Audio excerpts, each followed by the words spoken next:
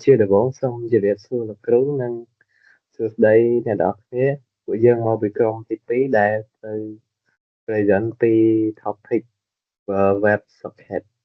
hay ní chia thêm member là bởi dân miền vậy nhé miền tới ha tự chia chia nhau phần đấu bộ ra thì tha nâng là vằn hay còn khan là bởi dân miền ở trong nơi có đây dân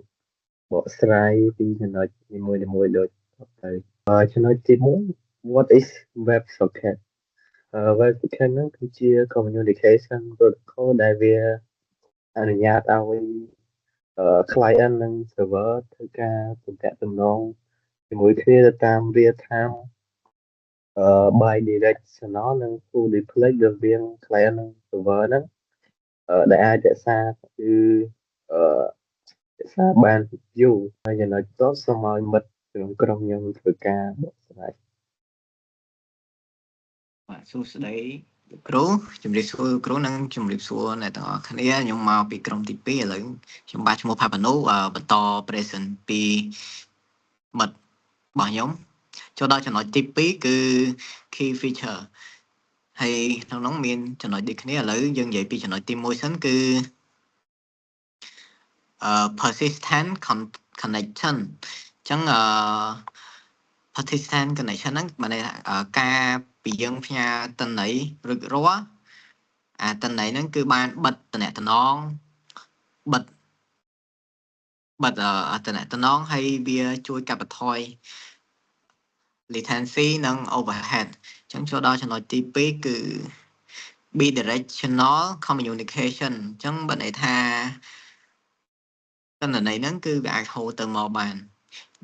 បើន័យថាវាជួនទៅវិញទៅមកបានដូចជាពី client ទៅ server និងពី server ទៅ client ដោយអត់ចាំបាច់និយាយទៅវាអត់ចាំគ្នាទេវាចាំវេនគ្នាទេអញ្ចឹងចូលដល់ចំណុចបន្ទាប់គឺលេខ3គឺ real time data transfer បើន័យថា data transfer គឺមានល្បឿនខ្ពស់ហើយវាអាចផ្ញើតន័យបានភ្លាមដោយមិនចាំបាច់ធ្វើការសាកសួរអីទេនិយាយទៅតន័យជាបន្តបន្ទាប់គឺបញ្ចូលមកភ្លាមតែម្ដងអញ្ចឹងចូលដល់ចំណុចទី4គឺ support text and binary data អញ្ចឹង support text and binary data នេះបើន័យថាគឺវាអាចផ្ញើតន័យជា JSON ឬក៏ XML ហើយនឹង text ហើយក៏វាអាចរក្សារូបនិងវីដេអូនៅ binary នឹងបានដែរអញ្ចឹងចូលដល់ចំណុចបន្ទាប់គឺទី5គឺ low overhead បើន័យថា WebSocket គឺប្រើ Lightweight frame ហើយដើម្បីកាត់បន្ថយ overhead គឺវាផ្ញើតន័យបានរហ័សហើយក៏វាអាចរក្សាការតភ្ជាប់នឹងបានយូរអង្វែងដែរអញ្ចឹងចំណុចទី6គឺ secure បើន័យថាការប្រើប្រាស់បច្ចេកទេសដើម្បីឲ្យមានភាពសុវត្ថិភាពជាងមុនទៅលើការការពាររបស់យើងណាបើន័យថាការពារតន័យពីការហែកយករបស់ frame masking ឬក៏ការពារពី proxy attack ហើយនឹងauthentication និង automation ហើយវាបានត្រួតពិនិត្យអ្នកប្រើប្រាស់ rate limiting ពីការពារពី DDoS អញ្ចឹងចំណុចរបស់ខ្ញុំគឺចាប់ប៉ុណ្្នឹងហើយចូលដល់ចំណុចបន្ទាប់និង slide បន្ទាប់ជួនដល់ពុកម៉ាក់របស់ខ្ញុំឈ្មោះភៀងសុជាតិបាទសួរលោកគ្រូក៏ដូចជាសួស្តីមិត្តភក្តិទាំងអស់គ្នាអញ្ចឹងយើងមកដល់ចំណុចទី3នេះគឺយើងធ្វើការប្រៀបធៀបរវាង WebSocket និង HTTP អញ្ចឹងយើងដឹងស្រាប់ហើយថា WebSocket យើងប្រើសម្រាប់ទំនាក់ទំនងរវាង client និង server ក៏ដូចជា HTTP ក៏ដូចគ្នាដែរអញ្ចឹងវាមានលក្ខណៈខុសគ្នាយ៉ាងណាគឺយើងទៅមើលទៅលើទី1ទៅលើ header size អញ្ចឹង header size WebSocket គឺមានទំហំផ្ទុកត្រឹមតែ 2ទៅដល់14បាយចំណែកឯ HTTP គឺមានទំហំធំរហូតដល់200ឬ2000អាចលើនឹងទៀតអញ្ចឹងវាធំខុសគ្នាបែបណាគឺវាខុសគ្នាត្រង់ថា HTTP គឺវាស្តុកទាំង header និង body អញ្ចឹងធ្វើឲ្យមានទំហំធំជាង WebSocket អញ្ចឹងចូលចំណុចទី2គឺ connection WebSocket គឺ persistent គឺវាធ្វើការតំណតំណងគ្នាហើយគឺវាមិនបាត់ការតំណតំណងនោះទេអញ្ចឹងវានៅតែបន្តរហូតអញ្ចឹងបន្ទាប់ពី connection ហើយយើងខ្លងហើយពេលយើងចង់ចូលធ្វើការតំណតំណងទៀតគឺវានៅតែមាន history ដដែលចំណែកឯ HTTP គឺយើងត្រូវការ request ថ្មីអញ្ចឹងនៅពេលដែលយើងធ្វើការតំណតំណងរវាង server និង client ម្ដងហើយអញ្ចឹងនៅពេលយើងស្នើសុំម្ដងទៀតគឺវានឹងបាត់ history ចាស់របស់យើងអញ្ចឹងចំណុចបន្ទាប់គឺ data efficiency អញ្ចឹង data efficiency ហ្នឹងគឺយើងអាចផ្ញើទៅផ្ញើមកតែត្រង់តែម្ដងវាមិនចាំបាច់ត្រូវការត្រួតពិនិត្យច្រើនចំណែកឯ HTTP គឺវាត្រូវការលក្ខណៈរបស់វាយើងត្រូវជាប់ជាសំណុំរបស់វាដូចជាមាន header ជាមួយនឹង body អញ្ចឹងចំណុចបន្ទាប់គឺយើងនិយាយទៅលើ base for real time អញ្ចឹងWebSocket ហ្នឹងគឺវាល្អត្រង់ថាវាគ្រាន់តែយើង connection ភ្លាមយើងផ្ញើ message ទៅភ្លាមគឺខាង client គឺទទួលបាន message ភ្លាមហើយអាចនឹង reply បានភ្លាមតែម្ដងចំណែកឯ HTTP គឺត្រូវការទាមទារloading យូរជាងហ្នឹងឥឡូវយើងមកមើល slide បន្ទាប់អញ្ចឹងយើងមកមើលនេះយើងមានរូបភាពពីររវាង HTTP និង WebSocket អញ្ចឹង HTTP គឺទាមទារ request ហើយវា respond មកវិញអញ្ចឹងវាទាមទារតតែខាង client បញ្ជូនទៅកាន់ server រួច server បាន respond តាមក្រោយចំណែកឯ WebSocket គឺយើងអាចធ្វើការបានបញ្ជូនម្ដងហើយម្ដងទៀតដោយវាមិនចាំបាច់ចាំខាង client ឬខាង server ឆ្លើយតបភ្លាមទេអញ្ចឹងវាលក្ខណៈថាវាអត់ចាំគ្នាទៅមកអញ្ចឹងយើងសូមលើកឧទាហរណ៍មួយទាក់ទងទៅនឹង Facebook អញ្ចឹង Facebook វាប្រើទាំងពីរទាំង WebSocket និង HTTP អញ្ចឹងWebSocket វាប្រើទៅលើណាគឺវាប្រើទៅលើដូចជា like comment share អីជាដើមហ្នឹងគឺយើង Facebook គឺប្រើទៅលើ WebSocket ហើយ HTTP វាប្រើទៅលើអីគឺវាប្រើទៅលើការ request privacy ការ change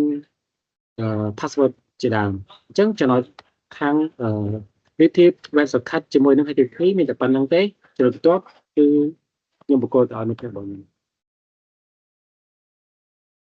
សួរលោកគ្រូនិងអ្នកនរគ្នាខ្ញុំឈ្មោះរំបូរ៉ានឹងធ្វើការបកស្រាយបន្ទាប់ត្រង់ចំណុចទី4 How WebSocket ដំណើរការតើ WebSocket ដំណើរការយ៉ាងដូចម្ដេចខ្ញុំដឹងហើយថាតំណែងតំណងរវាង client ហើយនិង server គឺវាប្រើ HTTP method ជានេះហើយដើម្បីឆាតដើម្បីធ្វើឲ្យការជូន data មានលក្ខណៈ real time យើងត្រូវប្រើប្រាស់ WebSocket តែវាដំណើរការយ៉ាងដូចម្ដេចទី1គឺ client គាត់ត្រូវ request គាត់ត្រូវផ្ញើ HTTP ដើម្បី upgrade ថាបដូរពី HTTP ហ្នឹង upgrade ទៅជា WebSocket ដើម្បីអីគេគឺដើម្បីឲ្យ server ដើម្បីឲ្យ client ហើយនិង server ហ្នឹងជាប់ទំនាក់ទំនងគ្នាលក្ខណៈរៀប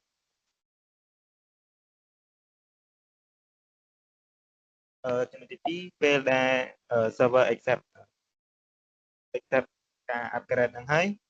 ពេលហ្នឹង connection ហ្នឹងវាចាប់តាមជាប់វាបដូរពី HTTP ហ្នឹងទៅជា web server ពេលហ្នឹង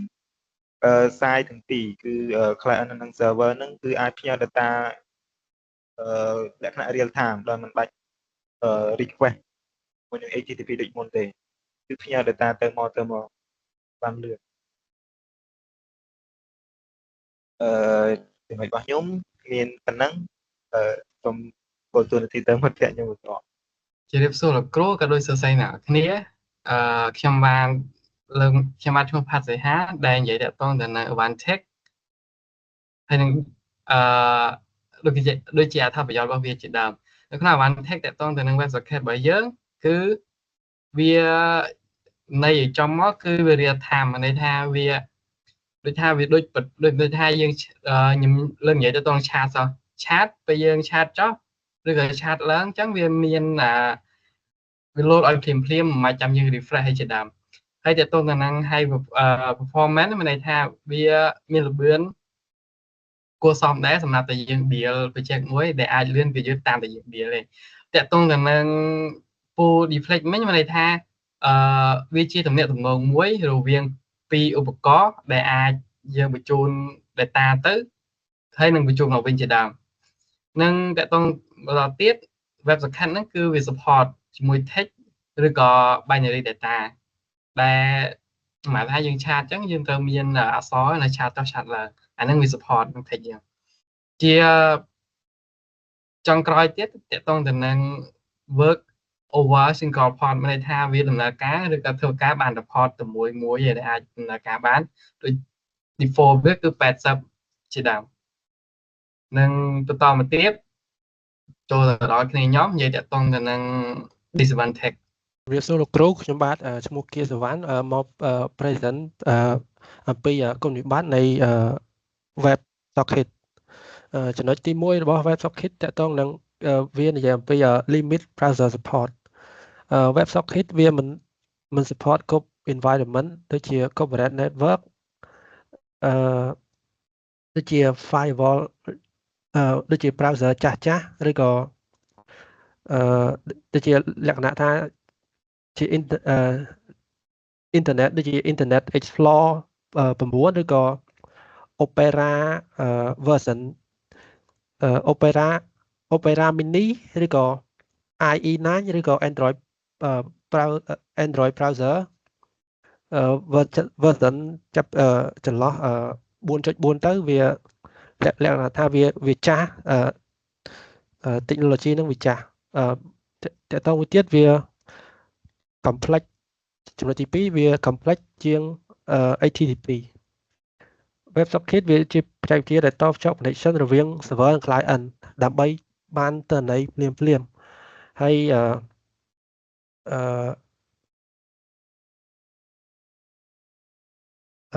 ផ្ទុយពី HTTP គឺវាលក្ខណៈថា web socket វាផ្ញើទិន្នន័យពី server ទៅ client ភ្លាមដូចជាការជជែក live chat ឬក៏ធ្វើបច្ចុប្បន្នភាពដូចជា app live score football អីចឹងទៅហើយផ្ទុយពី HTTP ដែលវាផ្ញើទិន្នន័យម្ដងហើយវាបញ្ចប់ដែលធ្វើឲ្យ web socket មានភាពស្មុគស្មាញជាងចំណុចបន្ទាប់តកតងនឹង no built-in recognition logic អាហ្នឹងលក្ខណៈថាអាពេលដែលយើងដូចជាដាច់web socket ហ្នឹងអត់មានមុខងារដែលស្វ័យប្រវត្តិដែល reconnect ឡើងវិញដូចជាដល់ពេលយើងដាច់ Wi-Fi អញ្ចឹងទៅឬក៏ដាច់អ៊ីនធឺណិតអញ្ចឹងទៅវាអត់អាចគេថា live អាការ connection ហ្នឹងវាអត់